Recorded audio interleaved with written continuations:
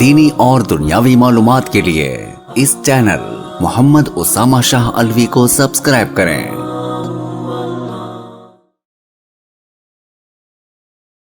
نحمده ونصلي ونسلم على رسوله الكريم اما بعد فاعوذ باللہ من الشیطان الرجیم بسم اللہ الرحمن الرحیم۔ گزشتہ کچھ ایام سے قربانی کے مسائل اور فضائل کے اوپر گفتگو چل رہی تھی، اور آج جس اہم موضوع کے اوپر گفتگو کرنا چاہ رہا ہوں وہ ہے اجتماعی قربانی کے مسائل۔ آپ حضرات نے اکثر مساجد مدارس کے اندر یہ چیز دیکھی ہوگی کہ اجتماعی قربانی کا جو ہے وہ اہتمام کیا جاتا ہے، لیکن اس کے اندر کئی ایسی غلطیاں کی جاتی ہیں جو منتظمین ہوتے ہیں، اس اجتماعی قربانی کا انتظام امور کو سنبھال رہے ہوتے ہیں، انہی کی طرف سے کی جاتی ہیں، جس کی وجہ سے جو ہے منتظمین کو بھی گناہ ملتا ہے، اور جنہوں نے قربانیاں ڈالی ہوتی ہیں، جن کا وہ اجتماعی قربانی میں شریک دار ہوتے ہیں، حصے والے ہوتے ہیں، کئیوں کی قربانیاں ضائع ہو جاتی ہیں اور کئیوں کے پیسے ضائع ہو جاتے ہیں، ان کو بھی گناہ ملتا ہے۔ اسی ضمن میں انشاءاللہ ایک دو دن اسی موضوع کے اوپر گفتگو چلے گی۔ آج میں جس اہم موضوع پہ بات کرنا چاہ رہا ہوں،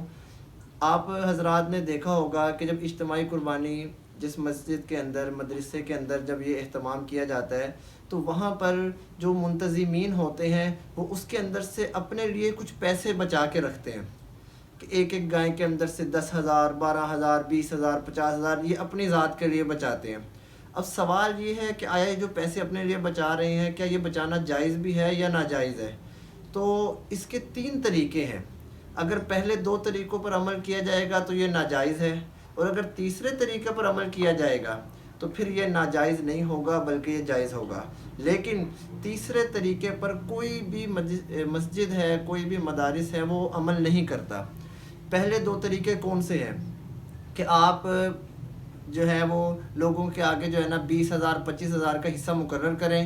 لوگوں کے حصے آ جائیں، آپ جو ہے عید سے چند دن پہلے جا کے 10 جانور ہیں 20 جانور ہیں وہ خرید کے آپ جو ہے نا اس کی قربانی کر دیں، اس فی جانور سے 10,000 بچہ وہ آپ اپنی ذات کے اوپر لگائیں، یہ بالکل ناجائز ہے۔ کیونکہ آپ کو حصے داروں نے اپنا وکیل مقرر کیا ہے، اور جب وکیل مقرر کیا جاتا ہے تو اس کے لیے بغیر بتلائے ان سے اجرت لینا جائز نہیں ہے۔ تو یہ جو چیز ہے یہ مکمل طور پہ ناجائز ہے، آپ کے لیے 1 روپیہ کیا 1 پیسہ رکھنا بھی جائز نہیں ہے۔ اسی طرح دوسرا کام ہے کہ آپ جو ہے نا ان کو بتلا دیں کہ ہم جو ہے نا یہ ہم جانور قربانی کا کریں گے، ہم نے جو ہے نا فی جانور سے ہم نے جو ہمارے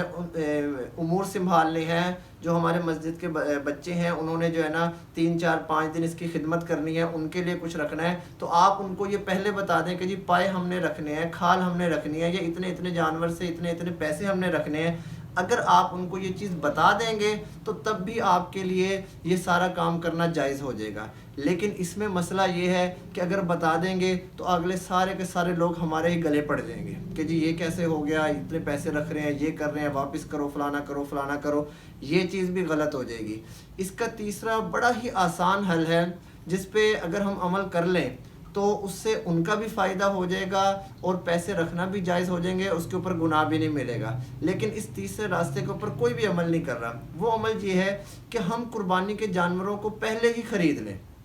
اور پھر ہر جانور میں سے ایک حصہ ہم حصے دار کو بیچیں۔ اب جب حصہ بیچنا ہوگا تو ہم اس کا کچھ بھی معاوضہ رکھ کے بیچ سکتے ہیں، چاہے ہم جانور جو ہے نا وہ خریدیں 5,000 کے حصے کے مطابق، ہم حصہ رکھ دیں 10,000 روپے، تو یہ بالکل جائز ہوگا کیونکہ ہم نے جانور خریدا ہے اور ہم حصہ بیچ رہے ہیں۔ تو یہ وہ شک ہے، لیکن اس کے اندر یہ ہے کہ آپ کو جانور پہلے خریدنا پڑے گا، اور جو پہلی صورتیں ہیں اس کے اندر اگر جانور بھاگ جاتا ہے، جانور مر جاتا ہے، جانور کا کوئی بھی نقصان ہوتا ہے تو وہ آپ ذمہ دار نہیں ہوں گے، جس نے آپ کو پیسے دیے ہیں، جس نے آپ کو وکیل بنایا ہے وہی ذمہ دار ہوں گے۔ لیکن جو یہ دوسری شک ہے، تیسری شک ہے کہ آپ پہلے جانور خریدیں، پھر جانور خرید کے ان کا حصہ بیچیں، بیچ کے اگر آپ فی حصے سے 1,000 2,000 5,000 10,000 بچا بھی سکتے ہیں تو وہ جائز ہوگا۔ اس حصے میں اگر خدا نخواستہ جانور بھاگ جائے یا اگر جانور چوری ہو جائے مر جائے، آگ لگ جائے، کوئی بھی نقصان ہو تو وہ نقصان جو ہے وہ حصے داروں کے اوپر نہیں جائے گا، بلکہ اس کا نقصان کا ازالہ آپ کو خود جو ہے وہ پورا کرنا پڑے گا۔ یہ اہم مسائل ہیں جس کے اوپر جو ہے نا مدارس والے، مساجد والے غور نہیں کرتے، اور اس کے اندر جو ہے نا گڑبڑ کر کے اپنے لیے اس پیسے کو جو جائز بھی ہو سکتا ہے یا اپنے لیے کھال کو، اکثر مدارس والے جو ہیں ہم خود بھی یہ کام کرتے ہیں، لیکن الحمدللہ ہم لوگ جو ہے جتنا پیسہ بچتا ہے ہم وہ عوام کو واپس کر دیتے ہیں۔ ہاں